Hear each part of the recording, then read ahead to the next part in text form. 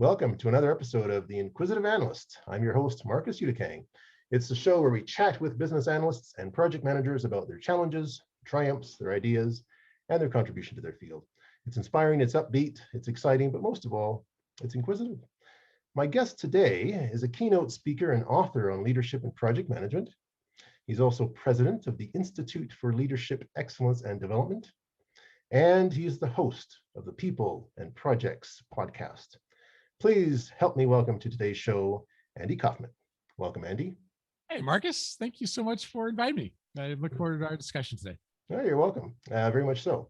So let's get down to the brass tacks. I got a bunch of questions for you today, Andy. Hopefully you can answer them. First of all, inquiring minds or inquisitive minds want to know, how did you get started in project management? You know, I don't think I've ever run into somebody who at age 8 said, Mommy or Daddy, I want to be a project manager someday.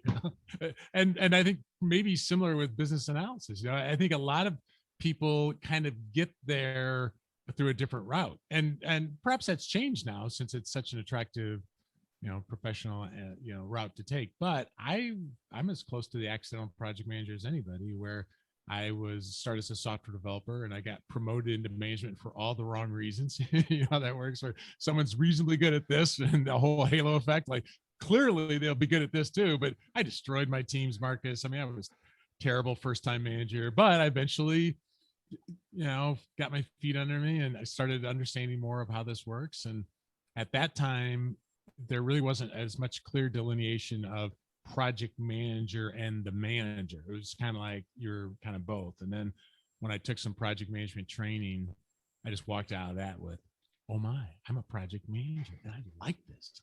I like this. And so I don't know if my title ever was project manager. I don't think it was. It was different software developers. It was a manager, it was a director, vice president, but it was never a project manager. But one of the big lessons that people learn eventually is we're all project managers, regardless of the title, right? We have to deliver stuff. And so my route was being assigned to deliver stuff and having a team. So that was my route into it. Wow, it's amazing. Okay, so you host a podcast show. You make something that can be difficult look so easy. How do you do it? What's your secret to being a successful podcast host? So you're in this now, and you know how this works. I mean, so there is, I can't remember the latest number of podcasts that are out there, but it's just exploded. And I decided in 2009 that I'm going to try it. And my goal was to always create an episode that I would want to listen to. Because the truth is, there are a lot of really boring podcasts out there. And so what could I do to make it interesting? And almost always the interesting is tied to value, right? So like when people feeling like they're really getting value. So that comes down to guests who I feel like could add value, who are good thought leaders. And it's really the same thing you're trying to do. Like, how can I get people that would be interesting to deliver value? And so over the time, one of the things I found was asking better questions. I never wanted the show to be about me. I wanted it to be about the guest. And so what can I do to ask better questions, to draw out aspects of their story that they don't, because most of these people are on a bunch of podcasts. If a new author is coming out, especially if it's a high profile author, I mean, they might be doing 20 interviews a week. And I want to ask questions that no one else is asking them. And so that has led to it. But I suppose overall, it's just consistency, right? So, and you're struggling with that now because you have so many people who've said yes. That is like, consistency is not going to be the problem. My problem right now is getting episodes out just because I'm speaking almost every day. So as you know, I mean, here's the bottom line. Anybody watching this right now knows podcasts are cool. I would like to do a podcast. Starting a podcast is the easy part. Keeping it going over time is the really interesting challenge, to keep it interesting, to not get burned out by it, to keep it fresh and change. And so I think we just released episode 318. So it's like, if you listen to an episode 5 years ago, it sounds so much worse. And you go back to when I started in 2009, when probably I was only my mom and dad listening, like it sounds terrible. But it's a little bit of an agile thing, right? We could wait to get it perfect, or we get it out there and get feedback. Get out there and feedback. You got some feedback on duration, right? And so mine are probably too long, but a lot of times people listen to mine for PDUs, and so they're like, if it goes 45 minutes, that's better, you know. So it, I don't know. It's just an interesting thing, but it's a lot of trial and error. Yeah. And I think probably one last thing I'll say is things change when I decide to make big asks. What I mean by that is ask for a name guest that there's like no way they're even going to get back to me. Yeah. And then all of a sudden they get back and oh, I'll make another ask. And that probably led a lot of it. And that's led to incredible conversations. Yeah, you never know until you ask, you know. You never know. Never this know. Carrie Maribel, I believe it's pronounced. She's great to follow on LinkedIn, but she wrote a book that the title says it all. The title of the book is "You Already Have the No." You already have the no. So somebody, you know, we're talking about podcast guests, but this could be, you know, abstracted out to any sort of situation. Like, oh, I'm not going to ask that executive out to lunch. They'll never say yes. And her point is, you already have the no. If you make the ask and they say no, it's no different. But what if you make the ask and they say yes? Yeah, it's like two project managers, and I would guess it's the same with business analysts. I think a lot of us would benefit from plus oneing our assertiveness and learning to make an ask, even maybe an aspirational ask. Sometimes we already have the no, right? Yeah, well, I think the aspirational ask is 100% correct. I have to agree with that, no doubt. You never know until you ask. Yeah, so yeah. Podcasts, great resource for professional development, like you mentioned, you know, Yeah. getting PDUs for watching them. How does this PDU system work in your case with your podcasts? Yeah. So when, and somebody can go look it up on the PDU or this continuing, there's a handbook for it, CCRS or something like that. But really what it comes down to is when you report a PDU, it can be training, it can be serving as a project manager. There's a bunch of different categories, but one of them is online or digital media is what it's called. And so what it comes down to is 1 hour of listening or watching equals one PDU. And so people just keep track of a log. So on our podcast website, we have a log that people can download, and they can take notes if they ever get audited. So what they'll do is you could binge Netflix or you could binge a podcast. And, if you're looking to crank out some PDUs, you can do that. Just keep track of it in case you ever get audited. But it's self-reporting. That's it. Nice. Okay, cool. I might do it myself. I haven't done it yet. I might. Yeah. Excellent. So next question. I was looking at your profile on LinkedIn and I was watching some of your podcasts and listening to you, and you say rarely can you do a project on your own. We all know that, right? So that's why you must excel at leading people. So what are 2 ways you think that a project manager can excel at leading people? Yeah, that's a really good question, Marcus. And the older I get, the less satisfied I am with simple answers to more complex questions. So I really believe there's a lot, increasingly, in fact, I just posted on it this week, a lot to do with the context of the culture, the context of the industry and the team and all the other stuff. So there's not a one size fits all in so many of these things. But here's one thing that comes to mind is one way to get better at leading teams is to make sure we're not getting in the way. Okay. So we're not over managing. And I just recently had a podcast with she wrote a book called Managing Up. And the interesting thing is it's good for learning to manage up, but you can't read the book without learning how to be a better manager too. Cause you're like that difficult manager that someone's trying to manage up. That might be me. And so, she talked about the difference between micromanaging and being nitpicky.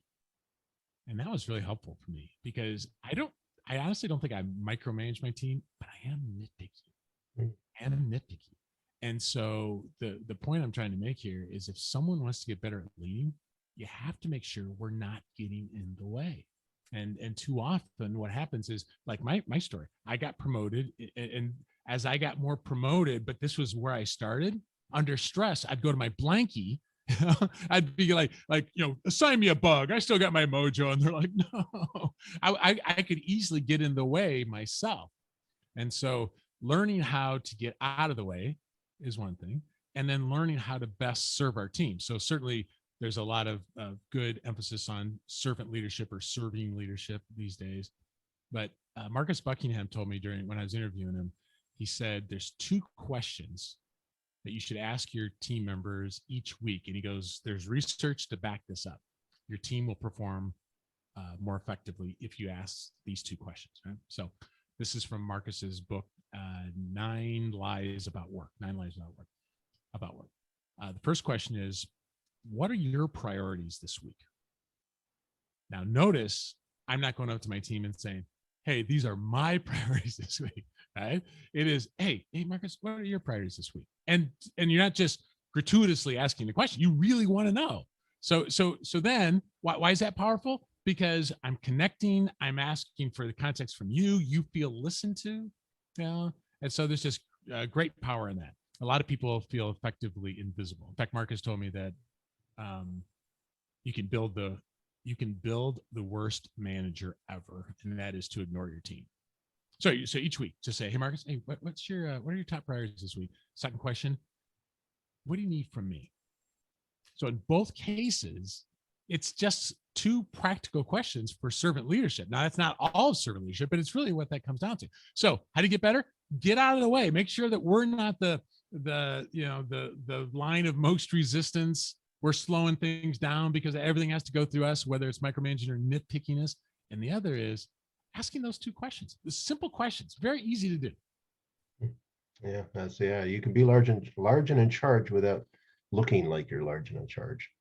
You have to, ask the right questions and put the focus on other people, not yourself. Yeah. Marcus, one of the things I love about Mark, he's the father of the strengths movement, but that 9 Lies About Work book really tries to expose a lot of the problems that we have with feedback systems and all kinds of stuff and culture. He's got some really good commentary on culture, but there really is something about asking the questions. And he goes, there's research behind those questions. So try it out. All right, I'll put that in my pocket of to-dos, no doubt. What's the focus of the Institute for Leadership Excellence and Development? What do you guys do? The typical presenting issue when someone comes to us is they'll say something like this: we want to get better at delivering projects. We just feel like we've got people in positions, we're asking them to lead and deliver, but they're struggling, or we just want to get better at it. It could be like one of our clients right now, they said, we've got people in management positions, but they've never really been trained on how to do what they're doing, right? It's like the accidental project manager, accidental manager. So the presenting issue is almost always, we want to get better at helping someone lead in their current role or prepare them for a future role, or we want to help organizationally get better at delivering projects. So what that means in practice is workshops on project management and leadership, keynotes on those topics, and in one of our programs, coaching as well. So you train people how to do keynotes, or you just have people present keynotes? Well, it's interesting you say that, because part of the name Institute was designed when I first came up with it to sound like it's bigger than one guy. So it's not just Andy Kaufman Inc. or something like that. So the vision of it was to also raise up additional speakers. So for our project management workshops, we have additional facilitators as well. And part of that process of onboarding a facilitator is you can't just know project management. You have to be able to facilitate well. And the truth is, there's a lot of bad facilitation. There's just a lot of boring classes, and they don't get better if you do it over Zoom. I mean, it's even worse. So we put a lot of focus on helping people. In fact, we probably won't even consider them if they're not already a pretty good facilitator, but we want to take it the next step. Interesting. I always like facilitating. Not that I'm giving any hits, but Well, actually, no, that'd be a gift. I didn't even think about it. One of my favorite Canadians, man. I didn't even think about that, Marcus. But yeah, no, you're too nice. You're too nice. It is pretty magical when people don't even feel like they're in a training class. They feel like they're in a discussion. Yeah, that's the way to go. I used to be in public speaking and debating many years ago in my undergraduate years, and I got back into it a couple of years ago, just out of a fluke. And I got the bug back. I got the bug. Getting up there speaking. Anyway, and this podcast is part of that.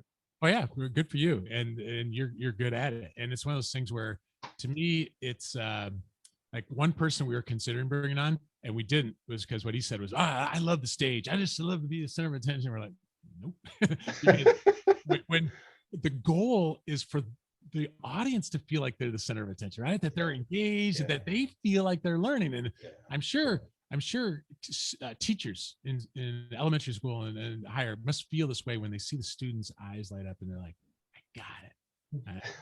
It's not about them being wowed by us. That's by them feeling like they're really learning. That's the magic. Acceptance. Yeah, that's the way to go. Or giving it. So what are two ways that project managers can improve their ability to deliver projects?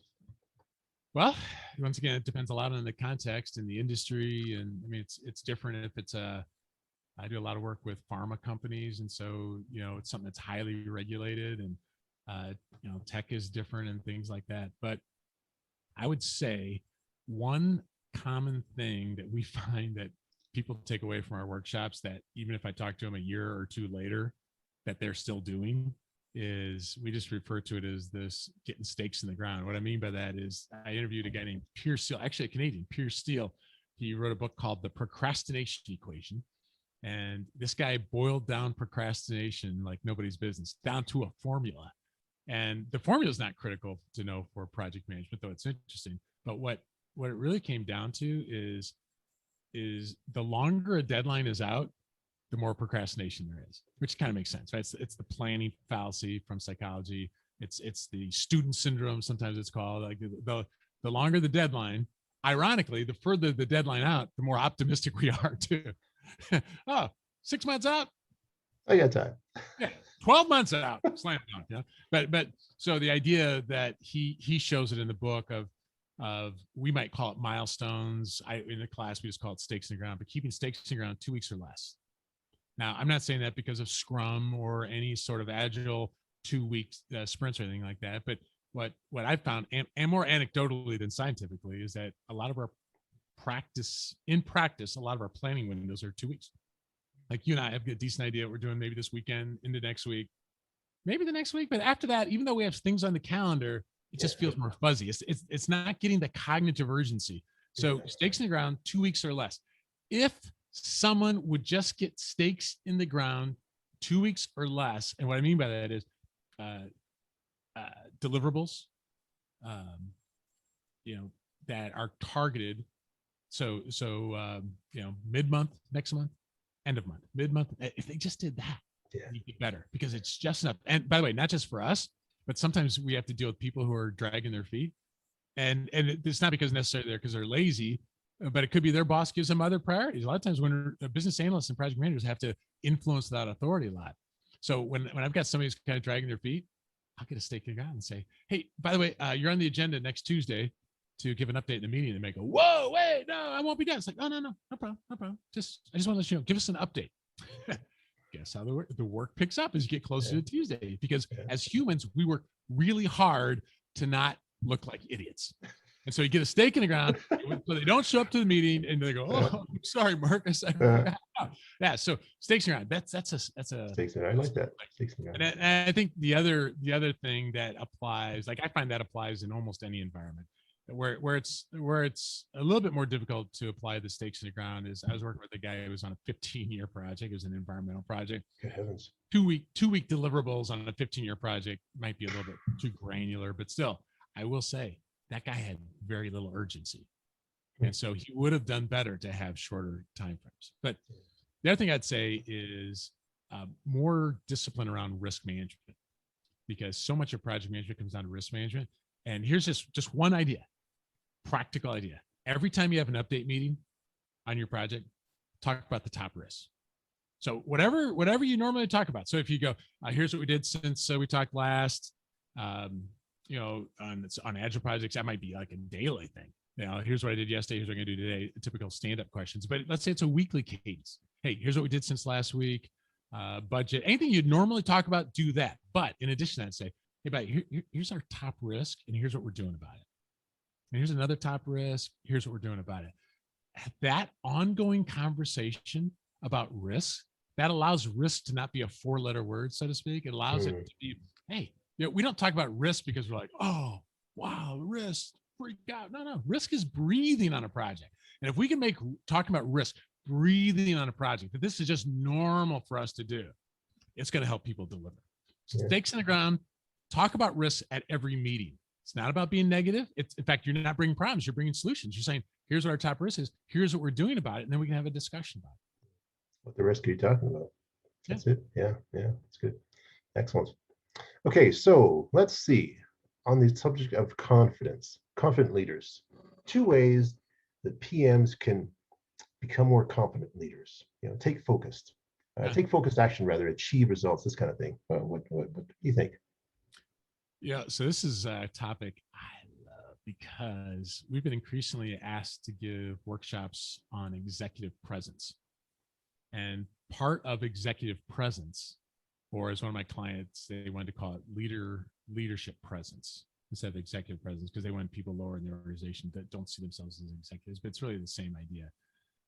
Part of presence is one of those things where you kind of recognize it when you see it. Like, you're like, wow, she's got a lot of presence, or he's got a lot of presence, but it's kind of more difficult to define. So I interviewed the Harvard professor Amy Cuddy, her book called Presence. And part of her definition of presence is confidence without arrogance. Because confidence to an extreme comes off as arrogance or narcissism or something like that. But there's something about, man, Marcus, he's a confident guy, but he's not even close to arrogant, And so where is that? So here's my question to you, Marcus, is what comes first, the little chicken and egg? Competence?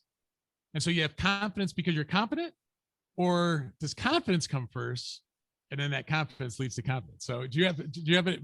By the way, good, well-intentioned people can disagree on both of how you might answer. But what's your personal take on it? I think you need the confidence first. You need that thing to jettison you to the next step, to the next stage. You need to initialize what it is you're doing. You need a starting point. Who's going to get you there? Yeah. So get that confidence going first. And sometimes, many of us, in fact, even the best of the best, you need people around you to support you to do that. And your competence will grow with that over time. That's what I think. I think you're right on. I think I talked to Jim Kouzes. They've sold millions of copies of their book, The Leadership Challenge. And this is a topic they hit head on.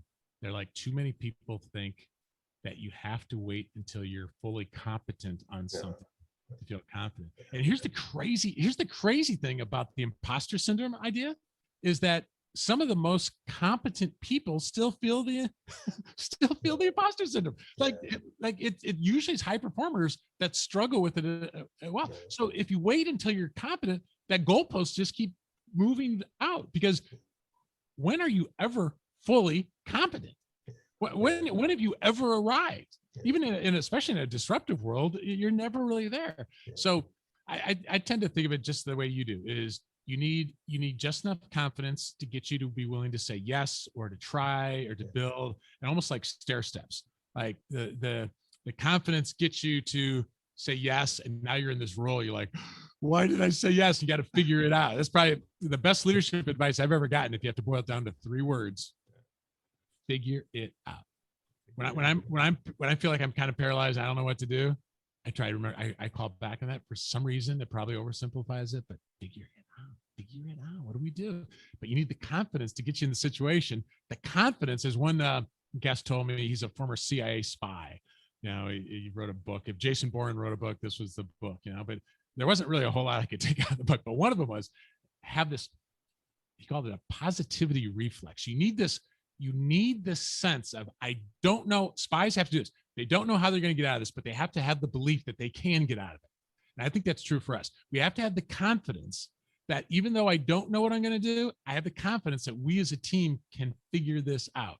And so don't, the first thing is, don't wait until you're competent. Sometimes you do have to fake it until you make it. In fact, I had a guest, Mark Efron, who says there's scientific backing to the fake it till you make it. And he has a whole chapter on it in the book, 8 Steps to High Performance. And I think it kind of comes off as a little bit superficial, but his point is, you need the confidence. You need to walk into that meeting.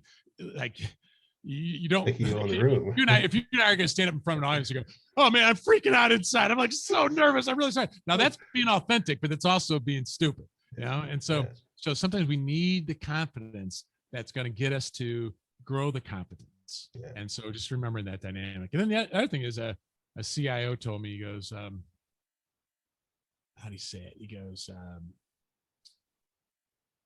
goes, you really have to deliver. You want more currency? You want more currency?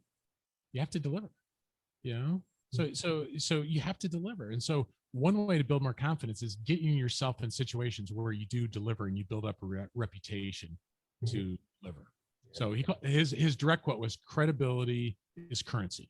Credibility is currency. And one way to develop confidence is to be able to have this track record that you can look back on. So that's another way of saying competence, I suppose. So it's really working on both sides of that and keeping a balance. That stair step is really what you're trying to do.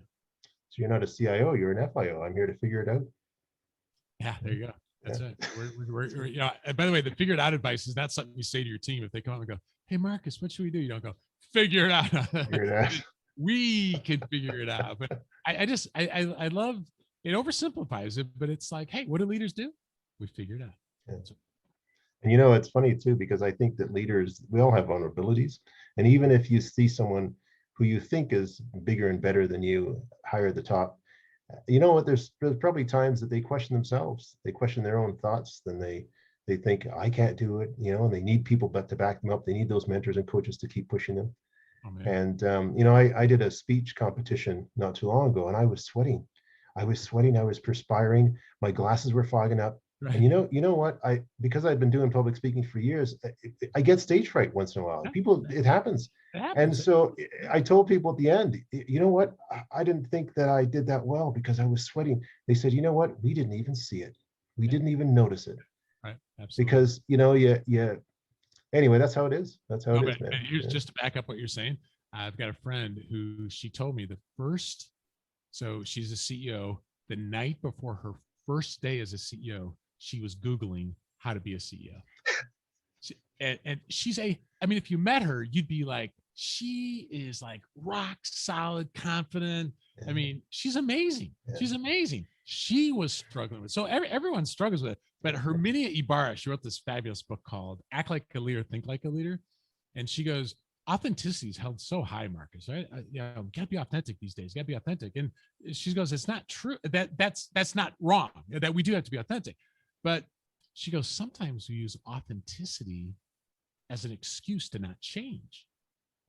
And so, you know, that's not me. Well, wait a minute. In this new role, I'm a project manager over a bigger project now. I maybe don't feel confident, but I need to exude confidence to my team, not arrogance, but I in this role. So that's why she's like, act like a leader, think like a leader. That's it. And she talks about the imposter syndrome in the book. That's actually a really good book if someone feels like they're over their head. They maybe wouldn't say it out loud, but they feel a little bit over their head. Act like a leader, think like a leader. Herminia Ibarra. And I found that advice is really helpful.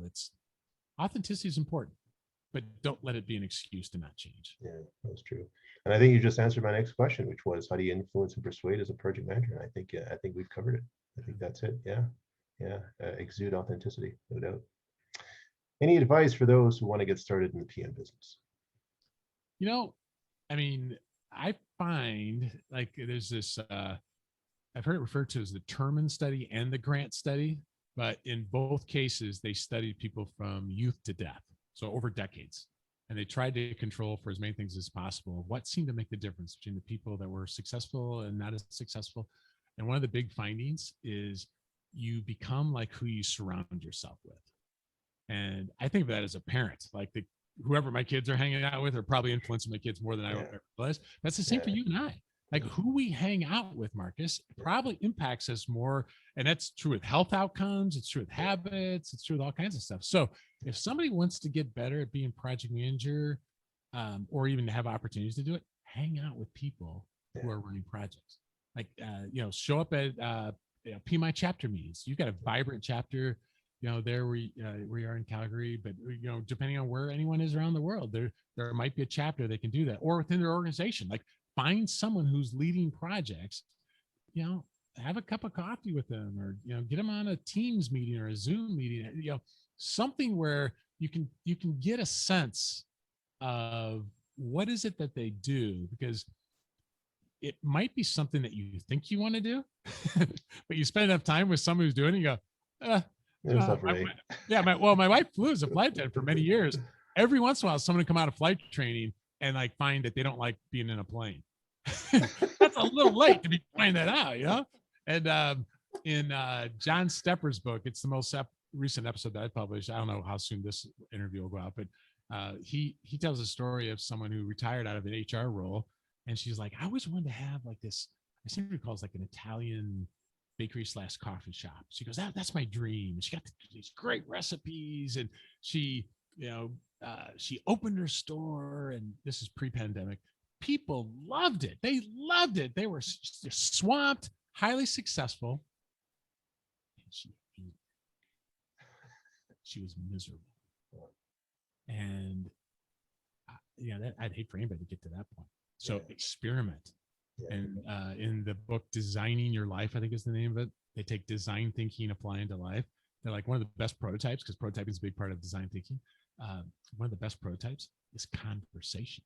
So it's like, hang out with people that are doing it. What do you love about it? What do you not love about it? How'd you get into it?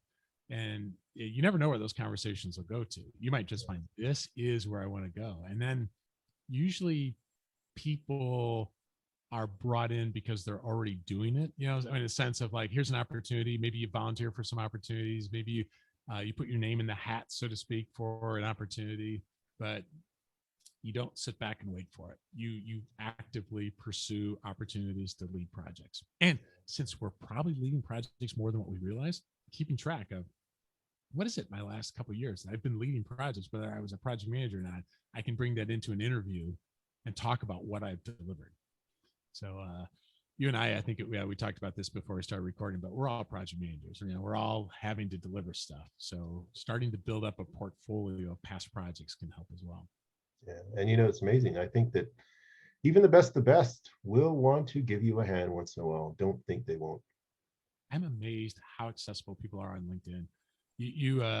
I don't care if it's an author, if it's a executive. I'm not saying it's always that case, but in many cases, people are a lot more accessible than what we might think. So that maybe goes back to our part about the ask. Yeah, I think this is all part and parcel of that project economy and how to grow yourself within it. Great. So anyone in the audience wants to get in touch with you, how can they do so? Probably the best place to do it is just listen to podcasts. And, if, that's a way to get PDUs if they're looking for them, or just get value that way. And then they could send an email to show@peopleandprojectspodcast.com. That comes to me directly. So that'd be another way to do it. But the best way to follow up from something like this is just start, learning that way. Fantastic. Well, thanks, Andy. This has been a fabulous conversation. Love it, Marcus. Thanks for the invite. Appreciate it. You're very much welcome. And have a great day in Illinois. I hope the weather is keeping you warm. It is. It's getting there. Okay. All right. Take care. Talk to you soon. Okay. Bye.